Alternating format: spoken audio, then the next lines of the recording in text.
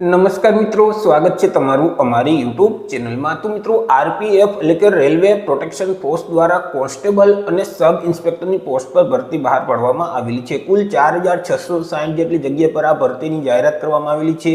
તો ભરતી વિશે આપણે તમામ પ્રકારની માહિતી એક જ વિડીયોમાં મેળવીએ। જેમ કે મિત્રો, અરજી ફોર્મ છે તે કઈ તારીખથી કઈ તારીખ સુધીમાં ભરી દેવાના રહેશે, પગાર ધોરણ ક્યું લાગુ પડશે, વિદ્યાર્થીની શૈક્ષણિક લાયકાત, વય મર્યાદા કેટલી હોવી જોઈએ, આ તમામ માહિતી આપણે આજના વિડીયોમાં મેળવીએ। તે પહેલા વિડીયો ગમે તો લાઈક અને શેર કરી દેજો, ચેનલમાં નવા હોય તો ચેનલને સબસ્ક્રાઇબ કરી દેજો।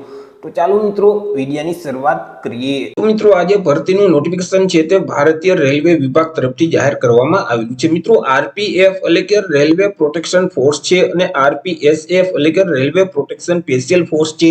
તેમાં અલગ અલગ બે પોસ્ટ પર ભરતી બહાર પાડવામાં આવેલી છે। પહેલી પોસ્ટ છે તે એસઆઈ એટલે કે સબ ઇન્સ્પેક્ટરની પોસ્ટ છે અને બીજી જે પોસ્ટ છે તે કોન્સ્ટેબલની પોસ્ટ છે। તો સૌથી પહેલા આપણે ચર્ચા કરી લઈશું કઈક અગત્યની તારીખ વિશે। હવે મિત્રો, આ જે ભરતી છે તેમાં જો તમારે અરજી ફોર્મ ભરવું હોય તો ઓનલાઈન અરજી ફોર્મ ભરવાનું રહેશે। ઓનલાઈન અરજી ફોર્મ છે તે કઈ તારીખથી કઈ તારીખ સુધીમાં ભરી દેવાના રહેશે? તો ઓનલાઈન અરજી ફોર્મ છે તે 15 એપ્રિલ 2024 થી શરૂ કરવામાં આવશે। 15 એપ્રિલ 2024 થી લઈને 14 મે 2024 સુધી તમે ઓનલાઈન અરજી ફોર્મ ભરી શકશો। હવે મિત્રો, આજે ભરતીનું ઓફિશિયલ નોટિફિકેશન છે, જ્યારે અરજી ફોર્મ શરૂ થશે 15 એપ્રિલ 2024 ના રોજ, ત્યારે મિત્રો અહીં ભારતીય રેલવે વિભાગ તરફથી ભરતીનું ઓફિશિયલ નોટિફિકેશન ડિક્લેર કરવામાં આવશે। જ્યારે ઓફિશિયલ નોટિફિકેશન ડિક્લેર થશે એટલે ફરીથી આપણે એક અલગથી વિડીયો અપલોડ કરી દેશું। વાત કરી લઈએ મિત્રો પગાર ધોરણ વિશે કે ઉમેદવારને કયા પગાર ધોરણ મુજબ પગાર મળવાપાત્ર થશે। તો તેમાં જે એસઆઈ ની પોસ્ટ છે એટલે કે સબ ઇન્સ્પેક્ટરની જે પોસ્ટ છે તે ઉમેદવારને પે મેટ્રિક લેવલ 6 મુજબ પગાર મળવાપાત્ર થશે।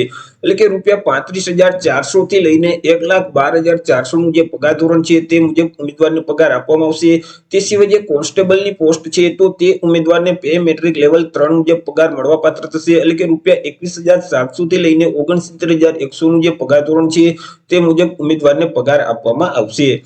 ચર્ચા કરી લઈએ આપણે જગ્યા વિશે કે કુલ કેટલી જગ્યા છે। તો મિત્રો, જે સબ ઇન્સ્પેક્ટરની પોસ્ટ છે તેમાં 452 જેટલી જગ્યા રહેશે, જ્યારે કોન્સ્ટેબલની જે પોસ્ટ છે તેમાં 4208 જેટલી જગ્યા રહેશે। બંને પોસ્ટ થઈ કુલ 4660 જેટલી જગ્યા પર ભારતીય રેલવે વિભાગમાં ભરતીની જાહેરાત કરવામાં આવેલી છે। વાત કરી લઈએ આપણે શૈક્ષણિક લાયકાત એટલે કે એજ્યુકેશન ક્વોલિફિકેશન વિશે। ઉમેદવારની શૈક્ષણિક લાયકાત શું હોવી જોઈએ? તો જે એસઆઈ કે સબ ઇન્સ્પેક્ટરની પોસ્ટ છે તો તે પોસ્ટમાં અરજી ફોર્મ ભરવા માટે વિદ્યાર્થીએ કોઈ પણ સરકાર માન્ય યુનિવર્સિટીમાંથી કોઈ પણ વિદ્યાશાખામાં સ્નાતક એટલે કે ગ્રેજ્યુએશન છે તે કમ્પ્લીટ કરેલ હોવું જોઈએ। તે સિવાય જે કોન્સ્ટેબલની પોસ્ટ છે તો તેમાં અરજી ફોર્મ ભરવા માટે વિદ્યાર્થીઓએ કોઈ પણ સરકાર માન્ય બોર્ડમાંથી ધોરણ 10 ની પરીક્ષા પાસ કરેલ હોવી જોઈએ અથવા તો તે સમકક્ષની પરીક્ષા છે તે પાસ કરેલ હોવી જોઈએ। વાત કરી લઈએ આપણે એજ લિમિટ એટલે કે વય મર્યાદા વિશે। ઉમેદવારની ઉંમર કેટલી હોવી જોઈએ? તો અહીં ઉમેદવારે પોતાની ઉંમરની ગણતરી છે તે 1 જુલાઈ 2024 ને ધ્યાનમાં રાખી કરવાની રહેશે। 1 જુલાઈ 2024 ના રોજ જે ઉમેદવારની ઉંમર છે તે એસઆઈ એટલે કે સબ ઇન્સ્પેક્ટરની પોસ્ટ માટે ઓછામાં ઓછી 20 વર્ષ અને વધુમાં વધુ 28 વર્ષની હોવી જોઈએ, જ્યારે કોન્સ્ટેબલની પોસ્ટ માટે ઓછામાં ઓછી 18 વર્ષ અને વધુમાં વધુ 28 વર્ષની હોવી જોઈએ। પરંતુ અહીં જે અનામત વર્ગના ઉમેદવાર છે તેઓને સરકારશ્રીના ધારાધોરણો મુજબ ઉંમરમાં છૂટછાટ મળવાપાત્ર થશે। ચર્ચા કરી લઈએ મિત્રો એક્ઝામિનેશન ફી એટલે કે પરીક્ષા ફી વિશે। કયા વિદ્યાર્થીઓએ કેટલી પરીક્ષા ફી ભરવાની રહેશે?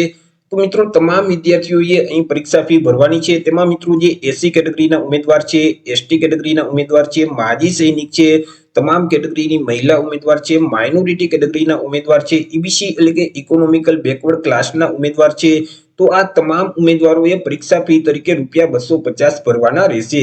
મિત્રો, તમે જો સીબીટી એટલે કે કોમ્પ્યુટર બેઝ ટેસ્ટ જે લેવામાં આવશે, પ્રથમ જે પરીક્ષા લેવામાં આવશે તે તમે પરીક્ષા આપશો તો પરીક્ષા જે વિદ્યાર્થી આપશે તેઓને ₹250 જે પરીક્ષા ફી ભરેલ છે તે પરત કરી દેવામાં આવશે।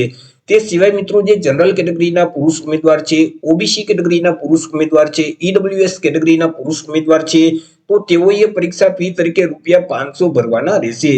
હવે મિત્રો, તે ઉમેદવાર જો પ્રથમ સીબીટી લેવામાં આવશે એટલે કે કોમ્પ્યુટર બેઝ ટેસ્ટ લેવામાં આવશે, તે પરીક્ષા આપશે, પરીક્ષામાં હાજર રહેશે, તો ત્યારે જે ₹500 પરીક્ષા ફી ભરેલ છે તેમાંથી ₹400 પરીક્ષા ફી પરત કરી દેવામાં આવશે। તો આવી રીતે મિત્રો, ભારતીય રેલવે વિભાગ તરફથી ભરતીની જાહેરાત કરવામાં આવેલી છે। આરપીએફ એટલે કે રેલવે પ્રોટેક્શન ફોર્સમાં કોન્સ્ટેબલ અને સબ ઇન્સ્પેક્ટરની પોસ્ટ પર ભરતી બહાર પાડવામાં આવેલી છે। તો આશા રાખું છું વિડીયો પસંદ પડ્યો હશે। વિડીયો પસંદ પડ્યો હોય તો લાઈક અને શેર કરી દેજો, ચેનલમાં નવા હોય તો ચેનલને સબસ્ક્રાઇબ કરી દેજો।